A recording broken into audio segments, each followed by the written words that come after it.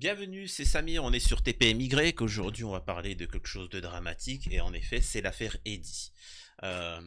Comme vous le savez, il y a eu un drame, et les vidéos ont été diffusées par Mediapart qui sont intéressantes. Et là, vous pourrez juger par vous-même pour ceux qui ont pris des propos de défendre les policiers. Donc voilà, ce qu'on va faire, c'est qu'on va lire l'article et je vais vous montrer la vidéo qui est accablante. Elle se passe de commentaires. Avant ça, je vous invite à me rejoindre sur mes réseaux sociaux, likez, partagez, vous abonnez, vous connaissez la chanson. Vous savez très bien que je suis en sursis sur cette chaîne-là, donc je vous invite vraiment à me rejoindre sur mes réseaux sociaux par sécurité. Et voilà, merci à tous ceux qui me soutiennent pour tout ce que je fais. Et voilà. Donc alors, avant de vous montrer la vidéo, je vais lire l'article et après je vous montre les vidéos et âme sensible s'abstenir. Bon alors, bien évidemment, certaines choses ont été floutées, mais voilà. Avant un éventuel procès, un policier n'a pas sa place en prison. Le 23 juillet, le directeur général de la police nationale, DGPN, Frédéric Vaux, avait apporté tout son soutien aux 4 policiers de la brigade anticriminalité BAC, mis en examen pour avoir grièvement blessé Eddy à la tête lors de la nuit du 1er au 2 juillet à Marseille. En marge des révoltes à la suite du décès de Naël, l'un d'entre eux avait en effet été placé en détention et depuis remis en liberté.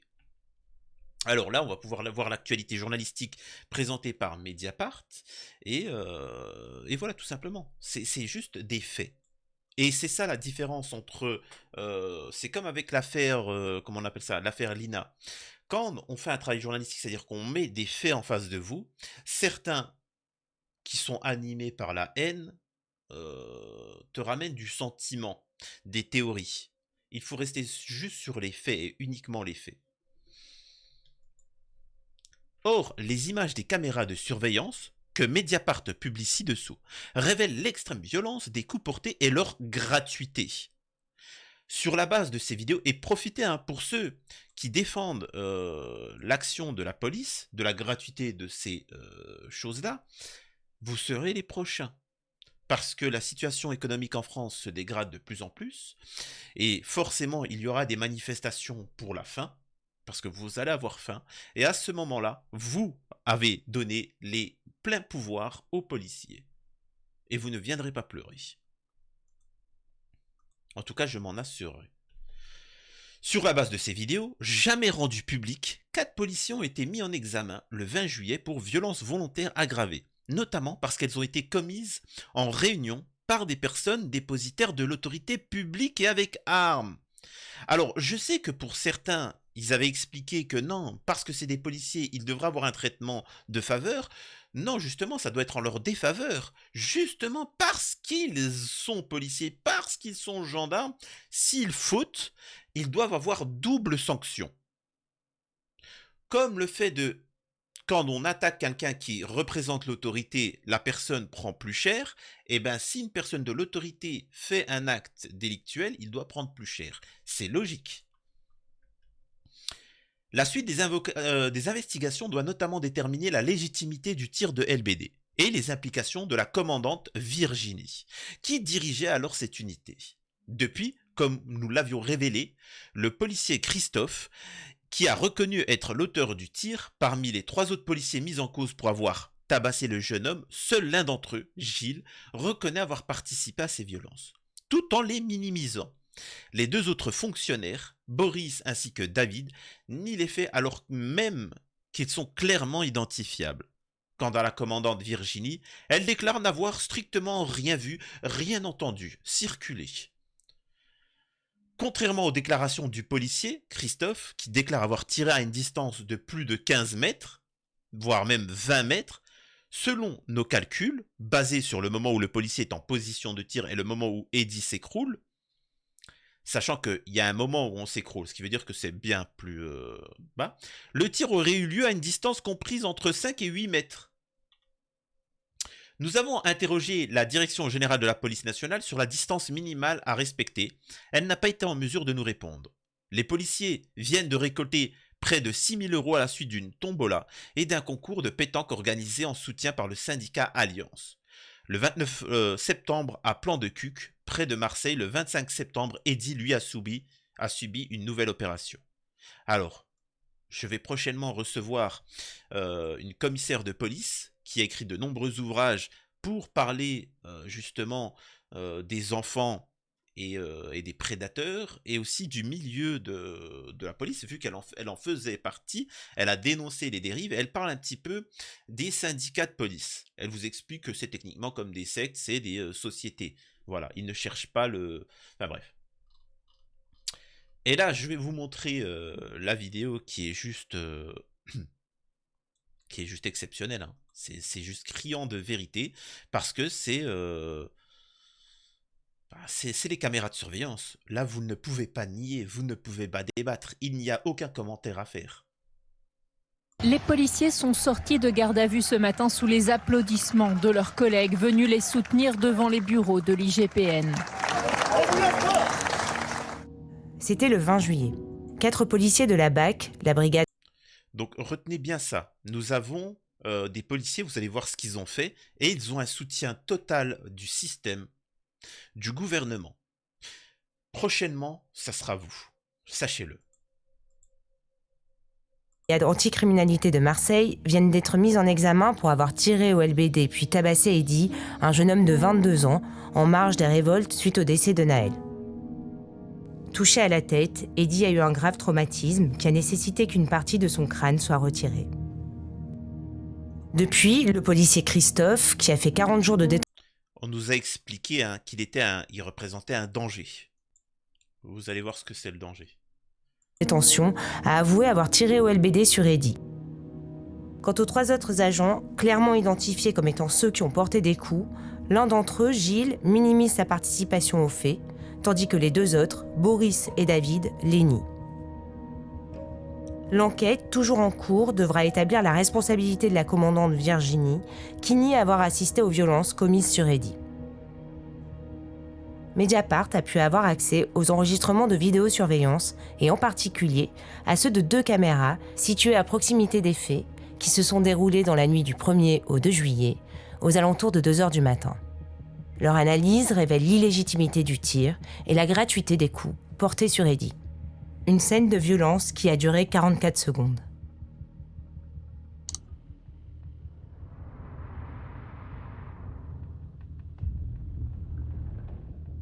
Il est 1h52 lorsque 6 policiers de la BAC descendent la rue du commandant Imos dans le centre-ville de Marseille. Une rue relativement calme. Vous pouvez constater qu'ils ne sont pas en danger, il n'y a aucun problème, tout va bien pour les policiers. Ils tournent alors rue d'Italie et semblent vérifier l'état de certains magasins. Ils sont en civil, certains sans brassard, LBD en bandoulière, l'un d'entre eux porte des gants coquets, ce qui est interdit. 3 minutes plus tard, à 1h55, Eddy et Lilian s'engouffrent à leur tour dans la rue du commandant Imhouse, curieux d'observer ce qu'il s'y passe. Ils marchent tranquillement. Eddy allume une cigarette. L'enquête montre qu'Eddy n'a commis aucun délit.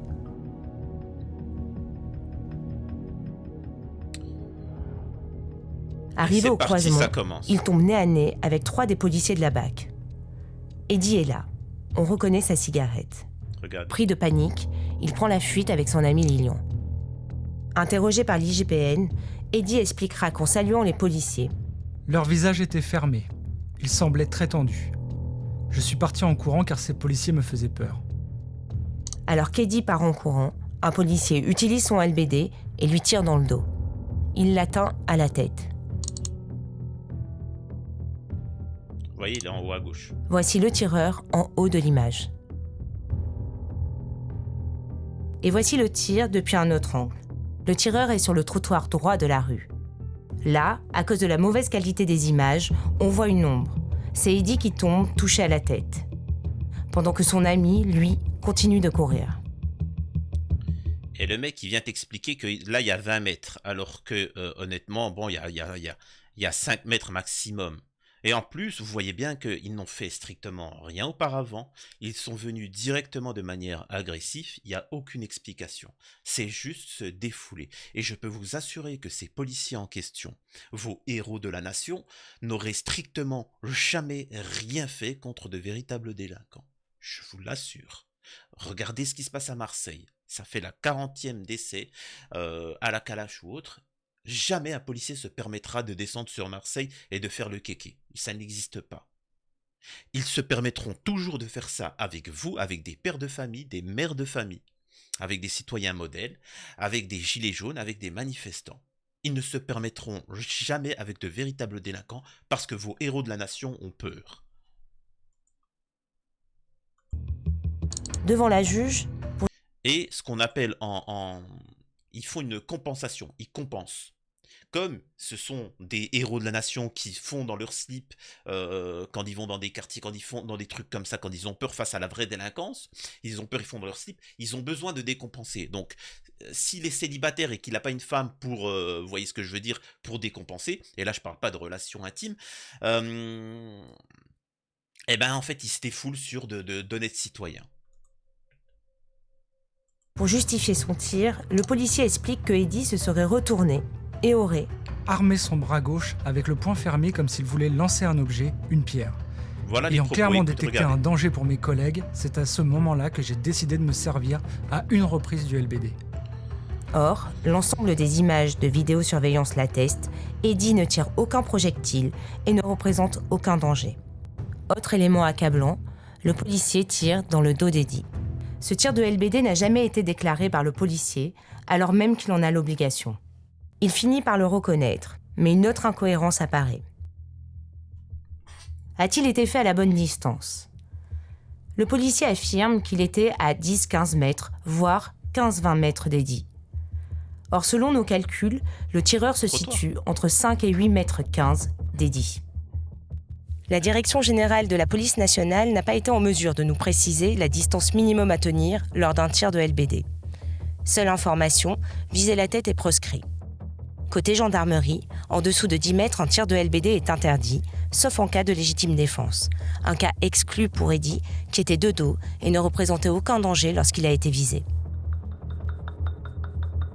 Eddy vient donc d'être touché à la tête par le LBD. Un autre policier, Boris, vient le relever. Et c'est là où c'est ignoble. Alors c'est ignoble, c'est qu'ils vont pas s'arrêter là. Ça veut dire qu'ils vont vraiment se défouler. Alors c'est vrai que c'est assez flou, hein, c'est difficile parce qu'avec les images, nous là, comment c'est, machin, etc. Mais on voit bien que les policiers n'hésitent pas à faire des faux, à mentir. Et comme leur parole prévaut sur celle du citoyen lambda, vous voyez bien que s'il n'y avait pas eu ces caméras-là, Eddy serait responsable. Et au-delà de ça, Eddy serait condamné par la justice. Eddy serait condamné pour les propos mentionnés, pour avoir mis en danger les gens, etc.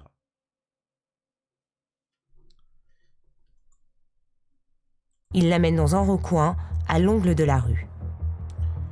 Et aussi une petite information que vous avez peut-être vu circuler, vous avez vu que Macron a ouvert 230 gendarmeries en plus, de commissariats et ainsi de suite. Il y aura plus de forces de l'ordre dans les rues. Alors je tiens à vous le dire, ce n'est pas pour lutter contre la délinquance, c'est pour vous. Retenez bien mes paroles.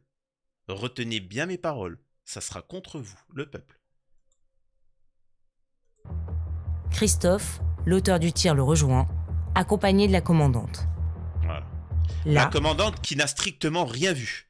Alors, il faudrait peut-être qu'elle consulte pour des lunettes, parce qu'elle explique qu'elle n'a rien vu. C'est-à-dire qu'elle s'est défaussée. Autant ses camarades, ses collègues, je peux comprendre qu'ils disent non, mais ils représentaient un danger, etc. Elle, non, j'étais pas là, j'étais en train de faire des courses. Voilà. J'étais à Zara, voilà, j'étais à Kiko, j'étais Stradivarius, je me faisais plaisir, machin. Allez, raconte tes conneries ailleurs, s'il te plaît.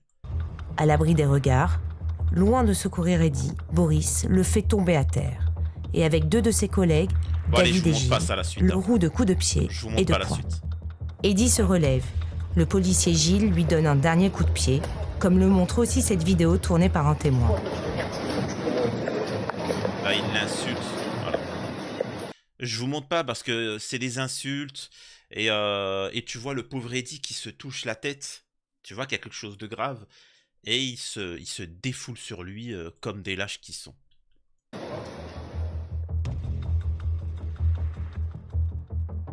Voilà. Lors de leur audition, les policiers expliquent. Nous avons fait l'objet de jets de projectiles dans notre direction. Pourtant, entre leur arrivée à 1h51 et le moment où ils regagnent leur véhicule à 2h05, les images ne montrent pas de tirs de pierre ni de projectiles.